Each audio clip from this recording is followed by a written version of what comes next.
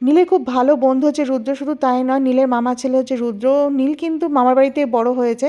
নীল আর রুদ্র খুব মজা করে থাকে। একদিন সমুদ্রের বিচে আর কি একটা মেয়েকে পড়ে থাকতে দেখে। এদিকে নীল ভয়ের চোটে বাড়ি চলে যায় এবং তারপরে 1 সপ্তাহ থাকে এবং তারপর ও দিল্লিতে ফিরে আসে এবং হায়ার এডুকেশন করে ও এখন অফিসে জবে করছে। এদিকে রুদ্র তখন ওর বাবা ওর মেয়েটাকে হসপিটালে ভর্তি করায় এবং পরবর্তীকালে জানতে পারে যে মেয়েটার নাম সোহিনী আর প্রপার্টির জন্য মেয়েটাকে কিডন্যাপ করেছিল ওদেরই রিলেটিভ।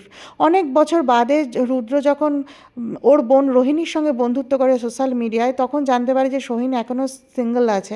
তাই রোহিণীকে সঙ্গে করে রুদ্র চলে আসে নীলের ফ্ল্যাটে আর নীলের সঙ্গে পরিচয় করিয়ে দেয়। নীল কেন দিল্লিতে পালিয়ে এসেছিল তার কারণ হচ্ছে নীলের বাবা মা নীলকে মামার বাড়িতে রেখে সমুদ্রে যায়, কিন্তু তারপরে আর ফিরে আসেনি। তাই সমুদ্রকে চিরকালের জন্য বিদায় জানিয়ে ও দিল্লিতে সেটেল হবে বলে চলে এসেছিল।